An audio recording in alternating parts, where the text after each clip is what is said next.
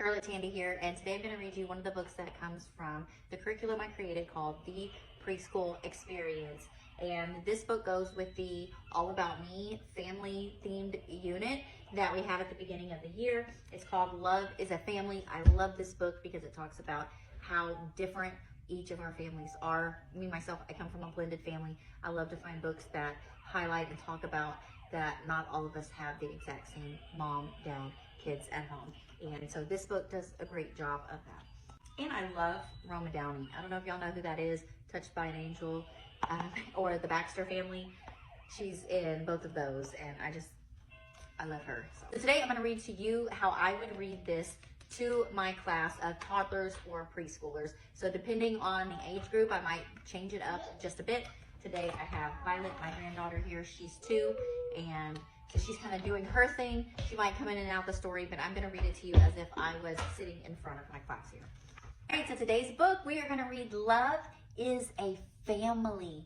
Family is the people that are close to you, like your mom and your dad, or your grandparents, your brothers and your sisters, and all of our families look very different. So we're gonna hear today about a little girl who is upset because her family doesn't look like other people's families. I want a real family, said Lily, slamming the screen door shut behind her. She closed the door so hard, she slammed it. Look at her face. Does she look happy or does she look mad? She looks mad or maybe sad. And what would that be? Her mama asked. More than just you and me. Tonight is family fun night, and I bet I'll be the only kid in the whole class bringing just one person. What kind of family is that? A small kind, teased her mama, but it's still a real family. You see here, here's her mom. That means in her house, it's just her mom and her that live at the house. Lily didn't want to have a snack with Mama like she did most days after school. The house was too quiet and too neat. I'm going next door, she said.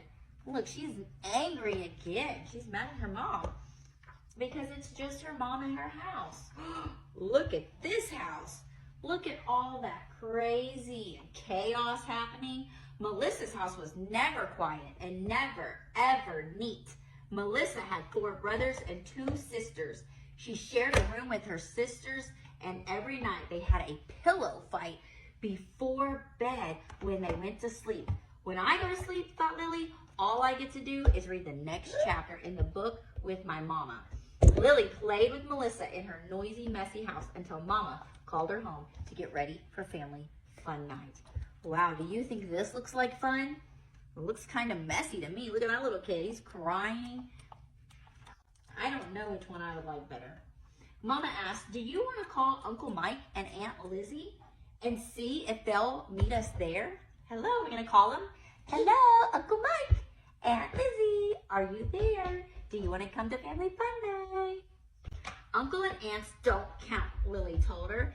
Sometimes I wish I had sisters or a dad who lived with me, or a brother or something. I know, said Mama. Sometimes I wish that too. But most of the time, careful, you're scaring me there. But most of our time, a family feels just right to me. Love is what makes a family, and we've got plenty of that. Look, her phone is like our phone with the cord. Do you see it? You see the phone? It has the cord just like ours. Lily knew it was true. Even so, her lonely feelings wouldn't go away. She kept worrying about how they'd be the weirdest family at family night. But as it turned out, look at her worrying right there. She's going, do your right face to the camera. Do it right here.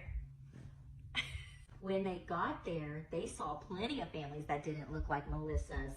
Look at all the different kinds of families, different mixtures, even somebody's dog.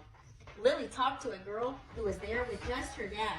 She came back and whispered to Mama, Remy's mom died and she has no brothers or sisters. It's just the 2 of them. That's how I grew up too, said Mama. Lily had forgotten about that. It felt weird to think about her mom as a little girl. So this little girl only has her daddy at home, and Lily only has her mommy at home. But how could your dad brush your hair and make it pretty? She asked. Did he know how to braid or get the barrettes even on both sides? You see, these are the things that she's thinking about. How does a daddy fix hair? But daddies can fix hair too. Grandpa learned to do those things because he was my daddy and he loved me, Mama said. He also baked peanut butter cookies and planned fantastic birthday parties. He sang songs and told awful jokes when I needed cheering up. See him making jokes? There are many ways for families to show love, as there are different kinds of families. Lily pointed to a girl in her class, like Tamika. Her mom and dad showed love by adopting her and getting her a puppy and freezing that big wad of gum out of her hair with ice cubes instead of making her cut it. Oh my goodness, look when she got the gum stuck in her hair. When someone adopts you, that means that you didn't come out of their belly, but they chose to have you as their baby. Mama laughed. And how about Josh and Tony across the streets? They don't have parents now, but they have grandparents who pop popcorn for scary movies. Let me show you right here so you can see it. Do you see they don't live with their mommy and daddy. They live with their grandma and their grandpa. Their grandparents who pop popcorn for scary movies, rescue balls from the roof, and pull splinters out of dirty fingers and catch lightning bugs. I call that a family. At Family Fun Night, they saw families with stepdads and stepmoms and half-sisters and half-brothers. There were single moms and single dads and families made up of different colors of skin. Everyone was laughing and showing love by being together. But later, walking home in the cool night air, it was just Lily and Mama again, alone under a million sparkling stars. Lily pointed. You see that big bunch of stars over there? That's how big Melissa's family is. That's a nice bunch of stars, said Mama. Yeah, but look at those two pretty stars twinkling together over there, Lily said. They're like us. They're shining just as brightly. Mama, someday you'll be old and I'll be grown up, said Lily. Do you know who will brush your hair then? It'll be me. And I'll braid your hair for you and I'll make sure the barrettes are even on both sides. Because you and I will always be a family and will always have love. Mama squeezed Lily's hand and those two stars shine like the brightest diamonds. The end. Don't you love that story about how families are all different and unique? I would take some time now to maybe show your class pictures. If you had your students bring their family photos in, this would be a perfect time to show them off, to talk about the differences, to look. Don't say who's not there. I would focus on who is there. So when you're showing the family picture, saying, oh look, here's Violet, here's Violet's mom, here's Violet's sister, here's Violet's puppy, or whomever is in the picture. Highlight that instead of really talking about you don't have fill in the blank. Highlight who is in the picture. If they sent two separate pictures, maybe because they have two separate homes, they live in mom and dad's house and they have mom and stepdad and dad and stepmom, then showing both of those pictures and talk about that they live in both houses, they have two different families.